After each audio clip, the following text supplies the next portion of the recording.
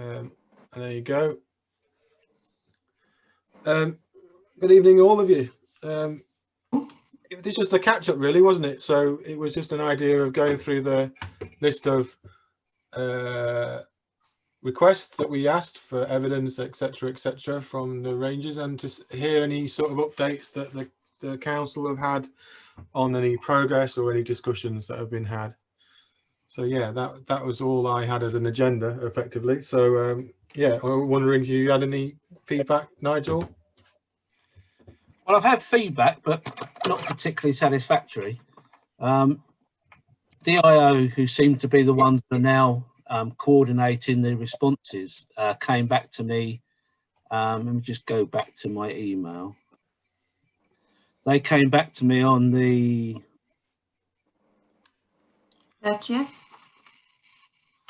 Yeah, I sent an email out on the 18th of October. They came back to me on the 28th of October. Saying that has been made to head office. Just read it. The response to date has been that as the same documents are the subject of an FOI submitted by Mr. Cookson, that's you, Carl, it's not possible under FOI regulations or FOI legislation to favour one party over another, particularly as Ash Parish Council, as a governmental body, could yourself be subject to FOI. They have told me they have sent you a holding reply. Is that the case? Well, as you can guess, it wasn't the case. So I went. When was that? When was that dated, Nigel? 28th of October. On the email I sent you stating that the response I got from them, the last response I got from them about the costs was on the 22nd. So that's a load of old tosh, I would suggest, as a very kind word to say it. So their response to you was that it would take too much time, was it? Yes, the response I got to them was basically that, well, the first response I got from them was the fact that it was under a scope of so that was the first one, sorry. So you're trying to find the emails like I am. Yeah, probably. Well, first of all, didn't they say it was a health and safety problem? Yeah, they basically said it was a health and safety problem. And if you read into the reasons why freedom of information can be refused for health and safety reasons, it's because there is a very strong subject of health to the individual, as in it could cause them to be at harm, etc. So I don't know how a request for historic evidence would classify as that. I agree. I can't see that at all. And the second one was basically saying it would cost too much, which is an argument. But having said that, once they've given the information, they should actually have the information available to justify what they've given. This is what I sent back. I said, no, I've received nothing. I'm expecting Michael Gove to call me today about this matter. I'm not aware of any specific FOI requests, although I understand if my request for information and documents on behalf of Ash PC have already been specifically requested by other by FOI by other parties, that we cannot be shown favour.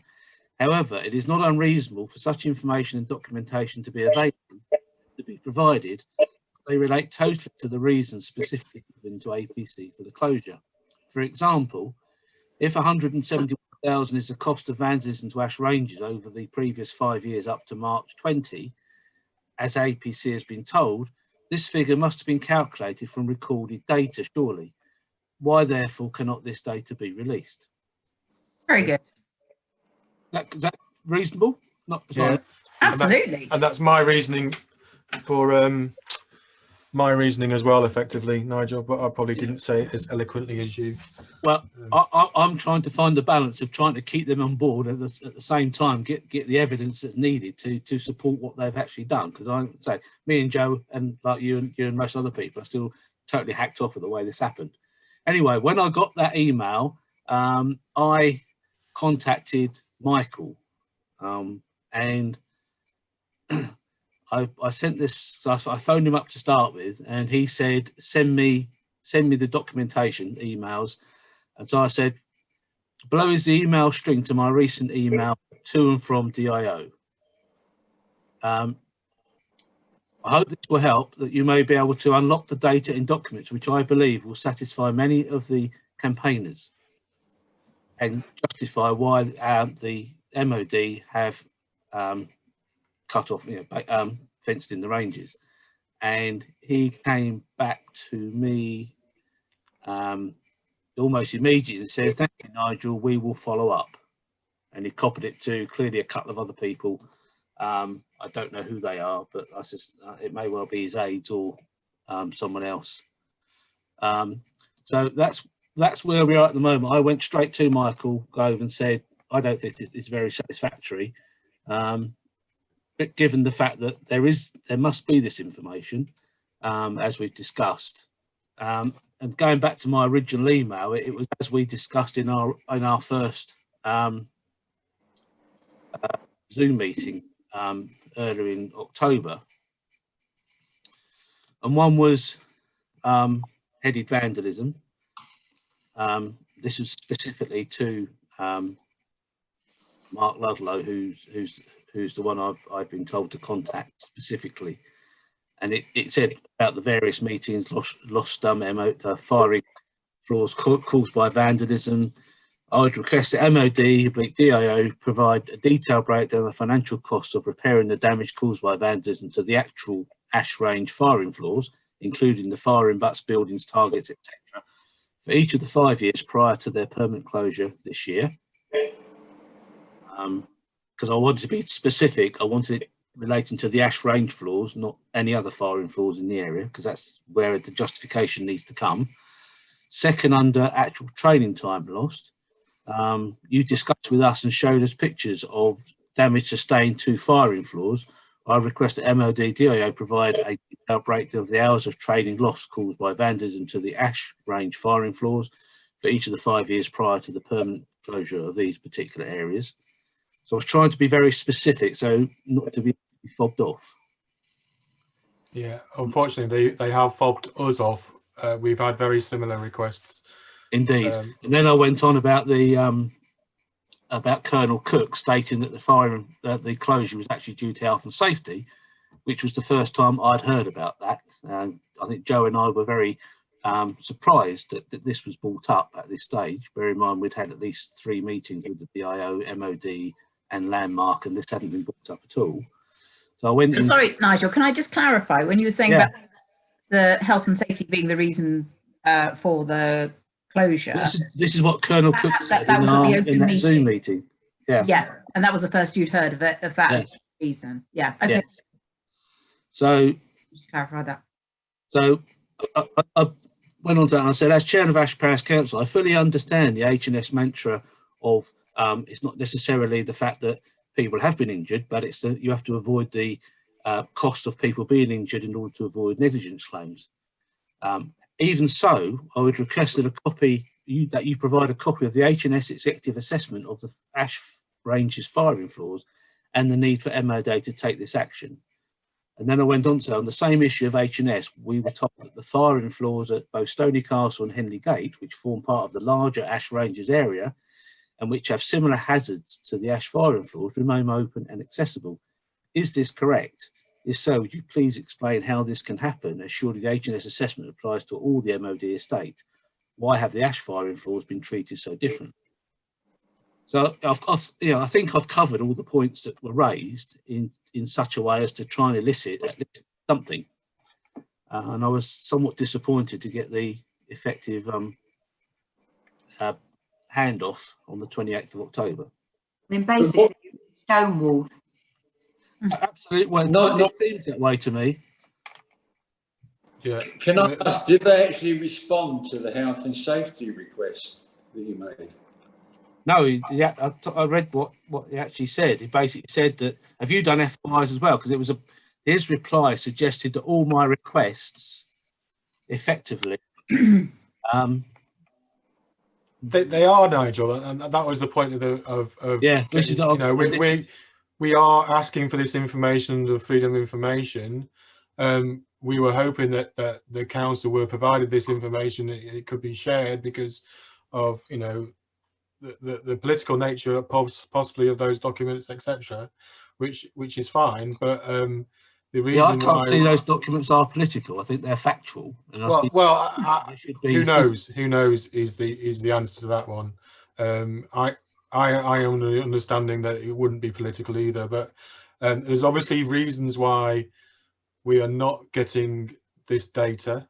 There's obviously and the excuses that have been given so far, when this calculations, like you say, have happened, it must have happened on a spreadsheet, they must have had a list to work off to work out how much that was, and to give us that figures, and to use those figures in not only in conversations with you but making them public on various other areas as a reasons why, and all we're trying to do is be open with those discussions.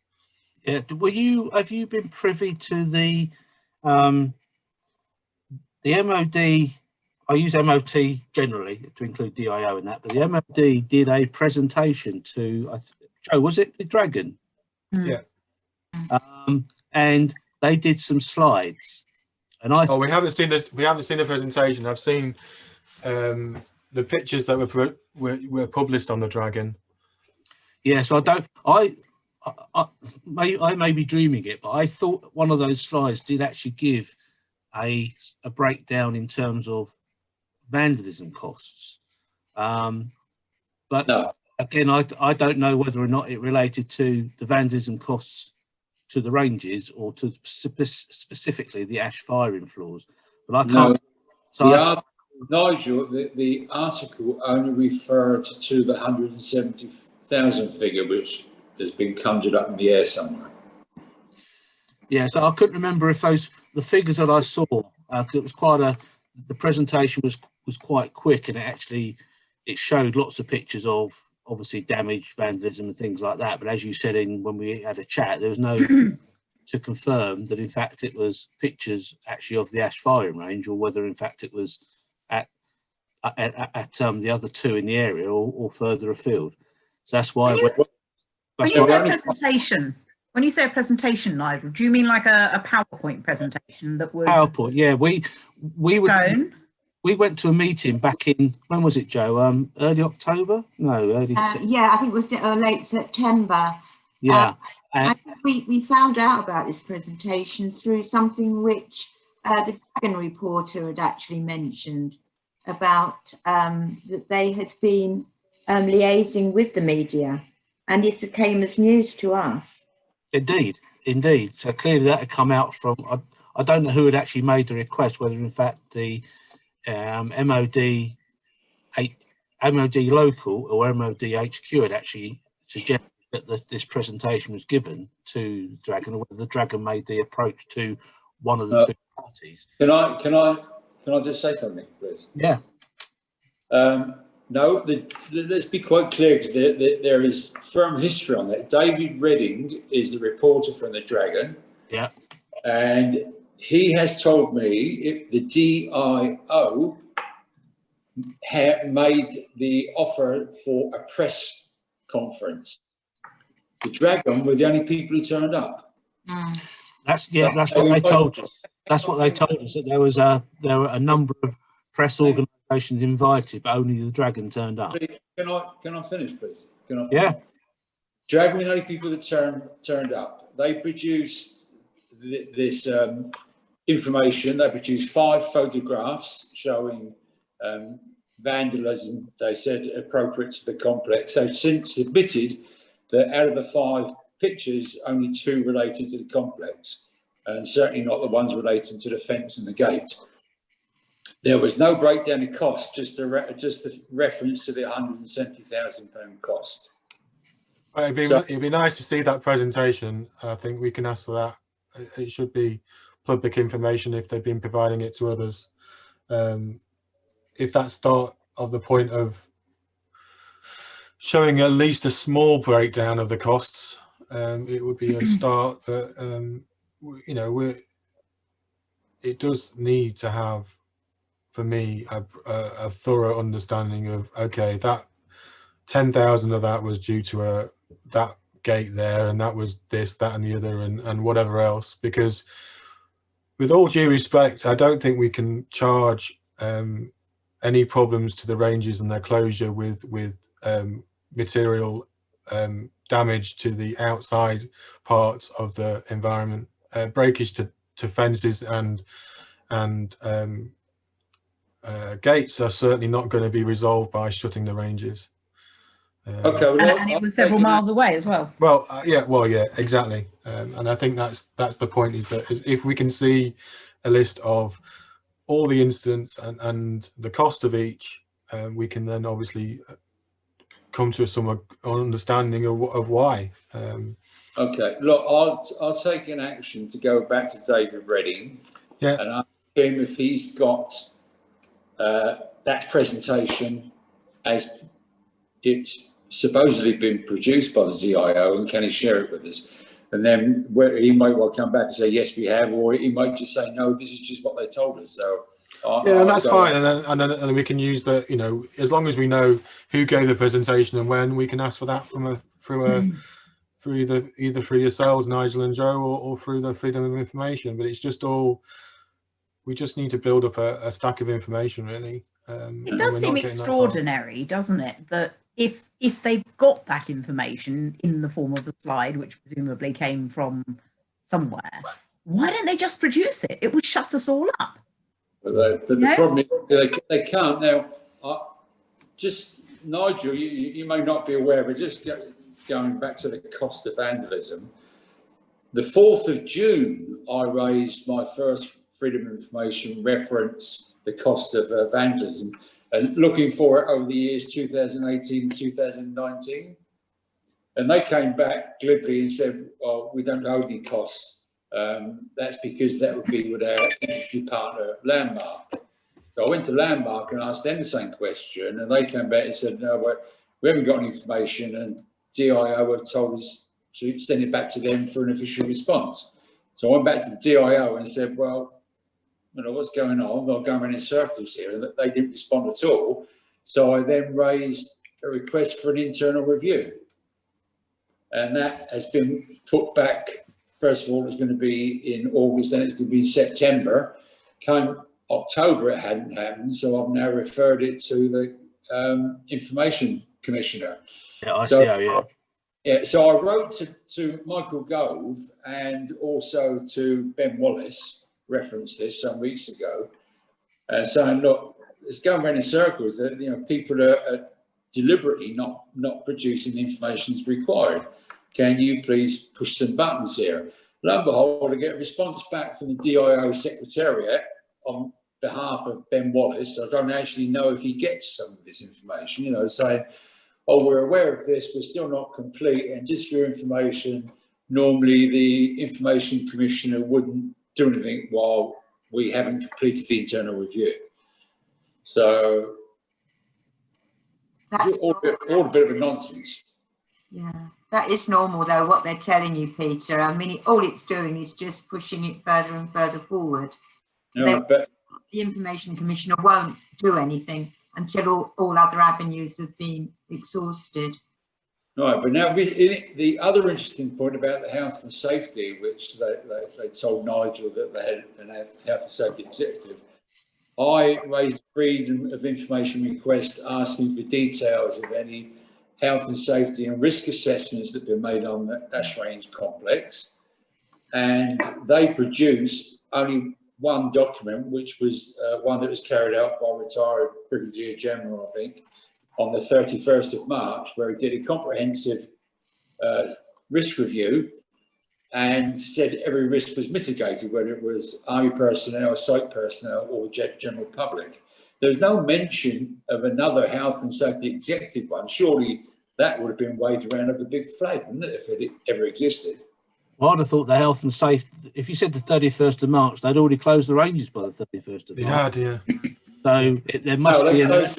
They closed them on the 1st of April. Well, we were being told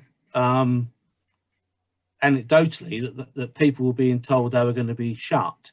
But if it was the 31st of March, it may have been that I don't know how they got it, that they had mitigated it, because obviously what we have been told was that the mitigation to the health and safety executives' risk was the closure of the ranges, i.e. by closing the ranges, by fencing, putting the gates up and stopping people accessing it at all. That's where the mitigation came in. Yeah, no, Nigel, what I'm saying is they did not make any reference at all to any health and safety executive risk report. They said they carried out their own one on the 31st of March and all risks were mitigated. They never mentioned a health and safety one. The fencing structure, that the new gates, etc., all started a long time before the 31st of March.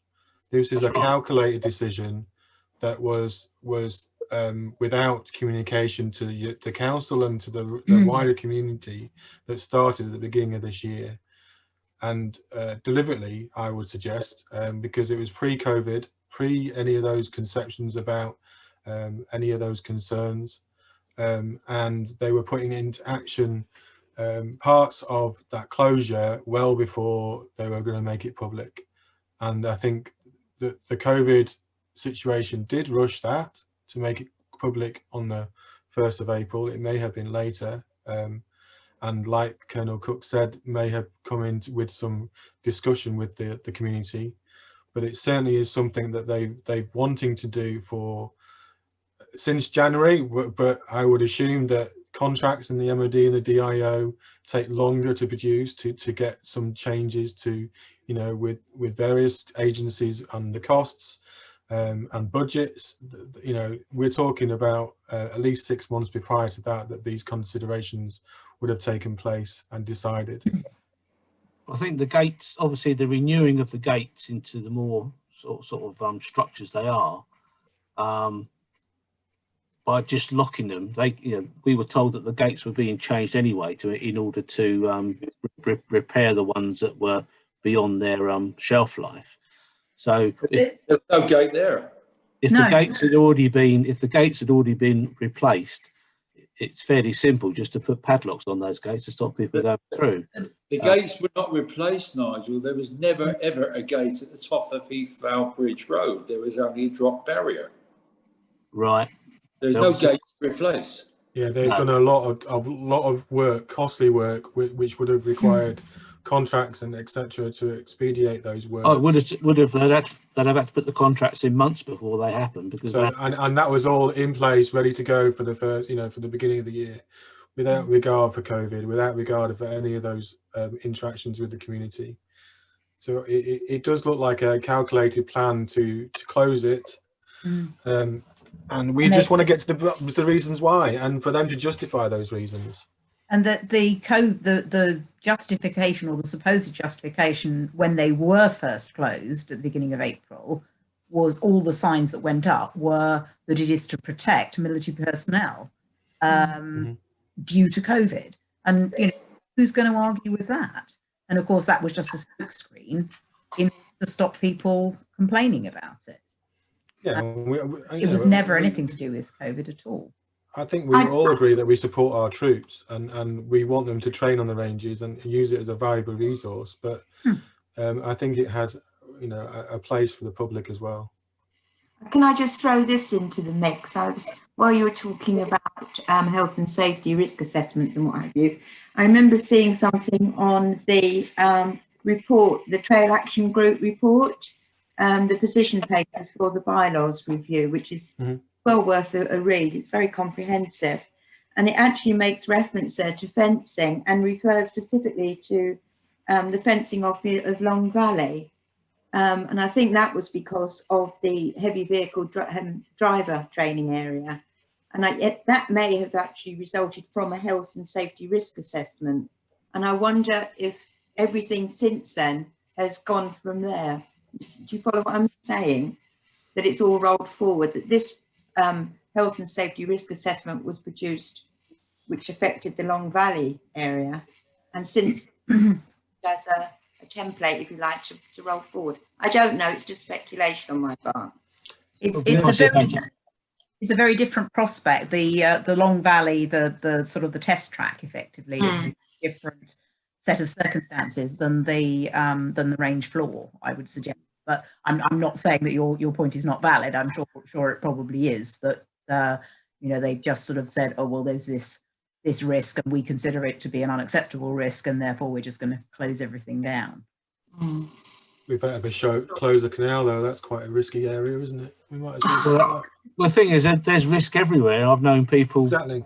There should be a barrier along the edge of all railway platforms because people can fall on the lines. Well, that's impractical because you're going to get on the trains.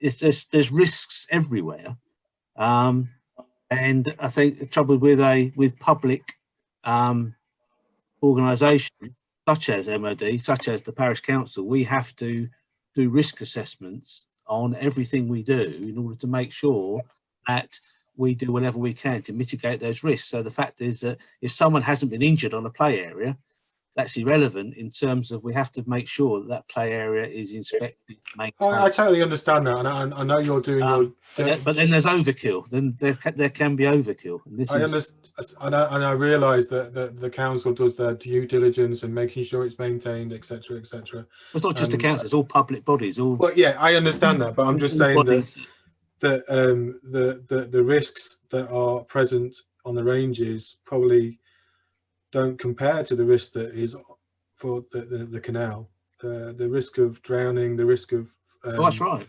And people walking very closely to a very dangerous body of water. And I'm sure they have their rules on maintenance and ensuring it's safe, that passageway is safe. But I can't believe that with that body of water being there, there's no signage to say danger of death. There's none on any of the entrances to that area. And we have that on the ranges, and we have that communication from the ranges and the acceptance from the community that the canal is dangerous, the ranges are dangerous, the streets are dangerous. If you jump off the top of a playground, you're going to, you know, that's dangerous too. You know, and the danger is something that we can never mitigate against. The risk is never going to go away. And I think in terms of the ranges, closing it down is going to make those people that do get on the ranges and abuse it more common, and fraught to more problems than it's going to solve. It certainly would encourage more people to go on there just to prove that in fact putting a fence up or shutting the gates hasn't stopped access. All I can do is we will keep pursuing it. Obviously I haven't had a response to my second email back to DIO saying I see no reason why there must have been documents made, and obviously because it's gone through to the MPs, it may well be that we're going to have to wait for Michael to speak to his counterpart in defence and try and clear some of the dross out of the way, because I was very disappointed to get effectively the stone wall back. I thought we were in a sort of a cooperation period of trying to resolve things for the benefit of the residents, in order to take away or to give the MOD back some good neighbour sort of representation. But at the moment they're acting like very bad neighbours, and the fact they've actually said no and given the FOO, so that may well be a valid reason. Because if FOIs have been made, if they give them to us and to the Parish Council, then... But they're not giving it, they've refused to give them to me. That's right, well they won't give them to me now because obviously they've refused someone else and they can't show favour. But it may well be that if Michael, or when Michael gets his conversation with his counterpart, that block may be released. I don't know. All we can do is just keep pressing. So Michael came back very quickly. When I phoned him, he immediately said, send me the trail, which I did, and it wasn't on his parliamentary email account, it was on his private email account, and he came back within 10 minutes and said we'll chase it up. So he's clearly on the ball with it, and I suppose it's only at that level, with it being passed down through MOD HQ to the local MOD, that we're going to get what we actually need, which is the justification or the documentation to show the documentation. Yeah. Nigel, following our last meeting, I took an action. I wrote to Michael Gove asking him to try and get pressure put for the DIO to actually come back and talk, not only with the Parish Council, but with some of us guys as well. Is it okay with you if I wrote him again and make reference to tonight's meeting, so that, you know, we're trying to do things together, but it would be good if you can get some roadblocks removed? No, absolutely. I have informed Michael in the previous email that Joe and I did have a meeting with you on Zoom in order to try and find a way through and a way forward. So yeah. he's clearly aware that we have been talking. Yeah, I'll do that, because I think it's good that you can see there's a unity amongst different factions, you know. Oh, absolutely, absolutely. And I'd say I do have occasions to talk with him or communicate with him, so then I will keep on the communication and just say, how's it going? Have you had a chance to speak to Ministry of Defence and things like that?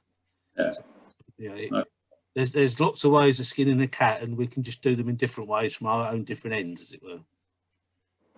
But I think this cat's called a cheetah. yeah, I think. I think my concern with all of this is that when the bylaw review comes along, it'll be, well, you've got 6 weeks, let's just get it done. And we've been trying for 6 months to get information out of them. Yeah, well, the bylaw, as I understand it, the bylaw is taking time, because instead of doing a bylaw per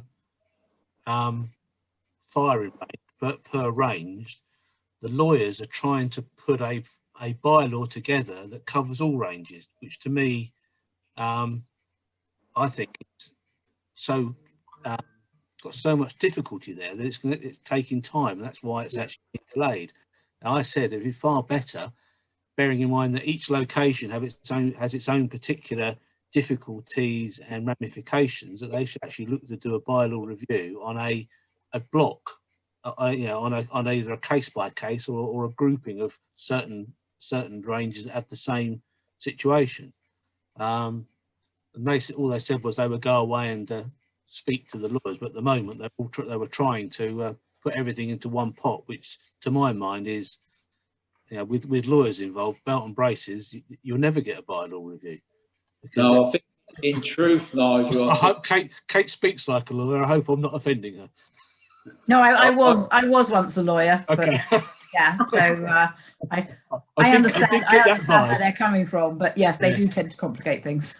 They do. So that's why I thought. I'm disappointed you don't think I'm a lawyer, Nigel, to be honest.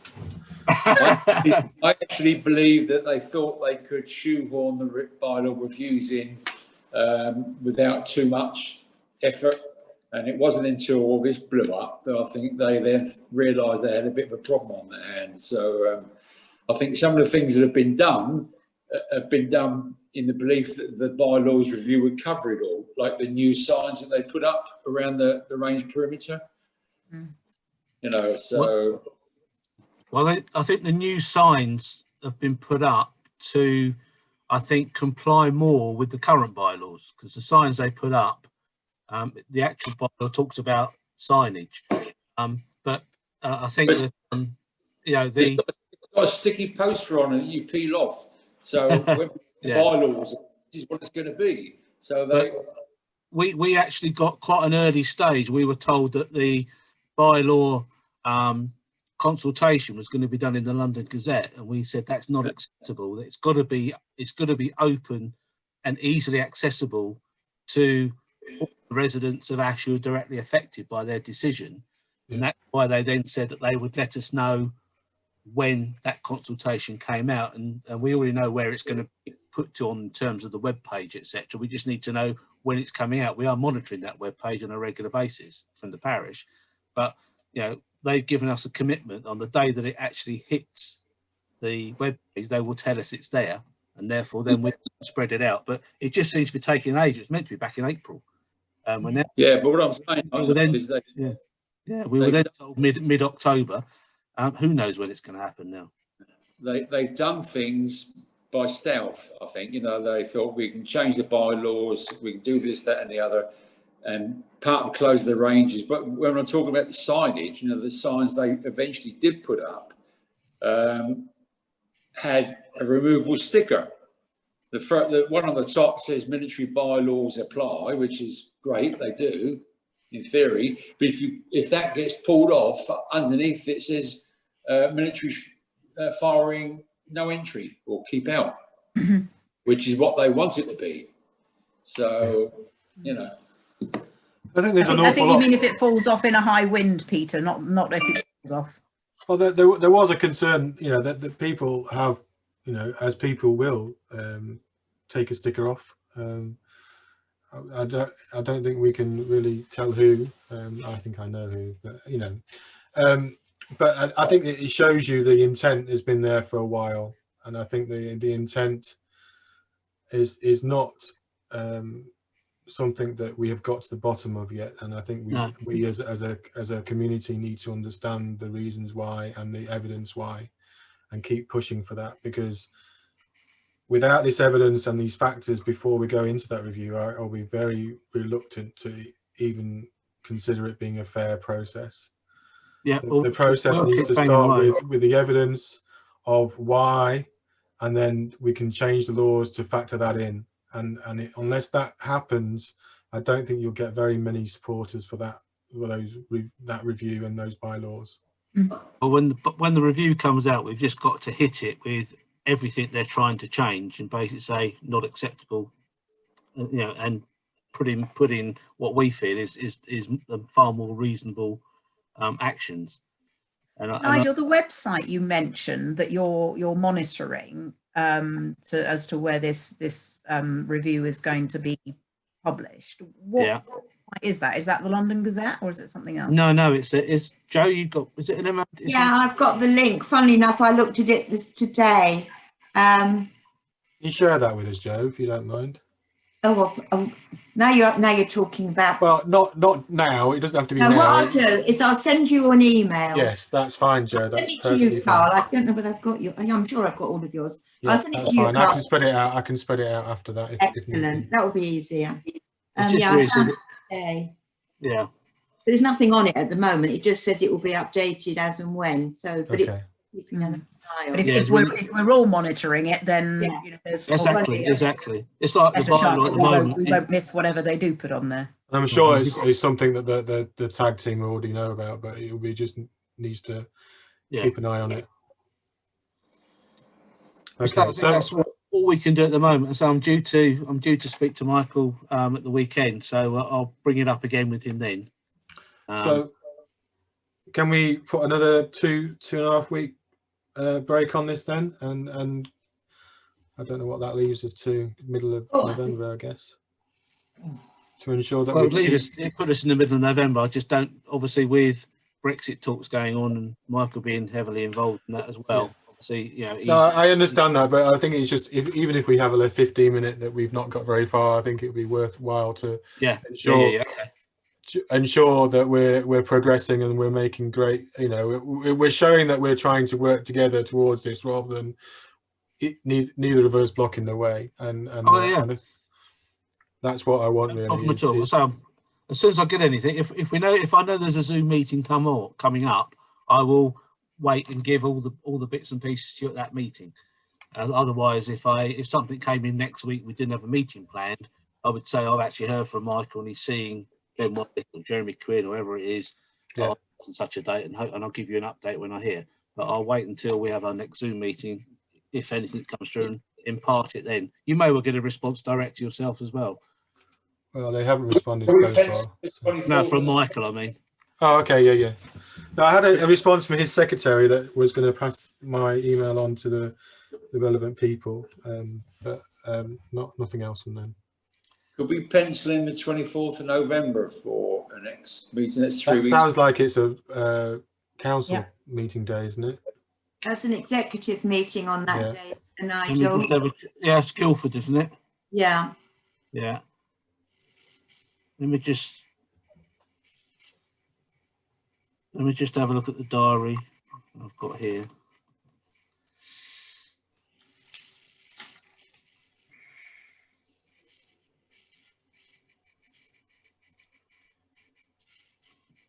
I haven't got Guildford Executive. Oh no, I'm in Parish Council diary. That's why. Yeah, I'll have to look in my Guildford diary. It really depends on what's on the agenda, to be honest, as to whether or not it's. Well, let's say the 24th, 25th. Either of the day works at the moment. Does that work for you, Kate and Peter? Yeah. Yeah. I'm not going anywhere. No, I don't think anyone's going very far. And we should have. I've forgotten her name. Who was with us last time? Sarah with us back there. She said she was going to Scotland, but I'm not sure how far she got. But she's on holiday this week, so we'll have her back with us then. Would it be possible, Nigel, if you're speaking to Michael at the weekend, also to ask him if he's got any updated information about the bylaw review in terms of when that's supposed to happen? I'll ask him, but I'm not too sure. He's probably not necessarily concentrating on that, but I'll ask him if he's aware, and perhaps he could ask the question if he's the other one as well. So I can imagine. The last time I spoke, or Joe and I spoke to Mark Ludlow, when he explained that the lawyers were trying to encompass the ranges in one overall bylaw, and I think the comment I made was good luck with that. What, for the whole country? You mean? Yeah, which is pathetic, personally. But there you go. Because the Aldershot bylaws do actually cover quite a wide area. I mean, it covers Aldershot and areas around here, and Aldershot. It's quite a big area it covers. Obviously, Ash Ranges is 1,300 hectares in its own.